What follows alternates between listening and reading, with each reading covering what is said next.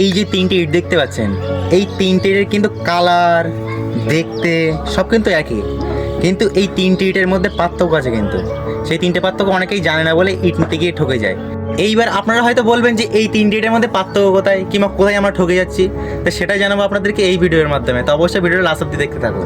এইবার আপনাদের বলে দেই এই তিনটে ইটটা কোন কোন ইট আছে, মানে কত নম্বর ইট আছে। এইটা হচ্ছে 1 নম্বর, এটা 3 পিকিট, এটা 2 নম্বর ইট। 1 নম্বর, 2 নম্বর আর 3 পিকিট। এটা বলে পিকিট বলা যায় 1 নম্বরটা, কিন্তু এটা মানে 1 নম্বর বলে কি পিকিট বলে না। 1 নম্বর পিকিট, 2 নম্বর ইট, 3 নম্বর পিকিট। ইটগুলো সব শক্ত হয়, ব্রিক্স, মানে যেগুলো নরম সেগুলো ব্রিক্স মাল বলে যেগুলো আর কি। সেটা আমি পরের ভিডিও দেখাই দেবো। এইবার বলে দিই এই 3 ইটের মধ্যে সবচেয়ে কোন ইটটা ভালো হবে আপনাদের ঘর ঘোরার দিক থেকে। এবার বাইরের দিকে কি হয়, যারা কলকাতার দিকে ইট নিয়ে যায়, বাইরের দিকে ইট নিয়ে যায়, তাদের কি করে জানেন, এই 2 নম্বর ইটটা 1 নম্বর বলে চালান করে দেয়। এই ইটের দামটা এছাড়া হয়তো 200-300 টাকা, মানে হাজারে কম। এবার 300 টাকা যদি 5-এর ইট নেয়, 3-5-1500 থেকে 2000 টাকা সে লাভ করে। এবার এইটা যদি আপনারা যেন না ঠকেন, তার জন্য আপনাদের ভিডিও করছি, মানে এই ভিডিওটা করা হচ্ছে।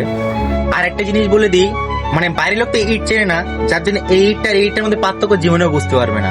তো একটা কথা বলে দিই, এই যে 1 নম্বর ইটটা সড়ক হয় না, টেম্পার হয়।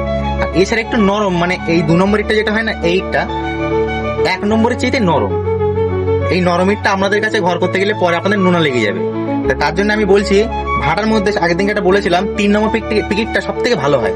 এবার আপনারা বলবেন যে 3 নম্বর পিকিটটা কেন ভালো হয়, তো কারণ এই ইটটা ভাটার মধ্যে সব থেকে পোড়ায় ভালো, সমানও ভালো। পোড়ের দিক থেকে মানে সমানের দিক থেকেও ভালো, আর পোড়ের দিক থেকেও ভালো।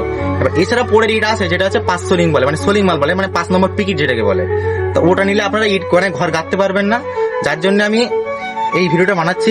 আর যারা নতুন ঘর পেয়েছে কিংবা যারা নতুন ঘর করছে, তাদের কাছে অবশ্যই ভিডিওটা শেয়ার করে দেবেন, যেন ইট কিনতে গিয়ে না ঠকে যায়। আর এই ভিডিওটা করে আমি জানি না আমি আপনাদের কতটা বোঝাতে পারলাম, কিন্তু আমার ভিডিও যদি আপনাদের ভালো লেগে থাকে তাহলে ভিডিওটি লাইক করে পেজটাকে ফলো করে যেতে পারেন। আর ইটের সম্পর্কে আরো কিছু জানতে হলে অবশ্যই কমেন্ট করে যাবেন, আমি আপনাদের কমেন্টে রিপ্লাই দেবো। তো দেখা হচ্ছে কোনো নেক্সট ভিডিওতে।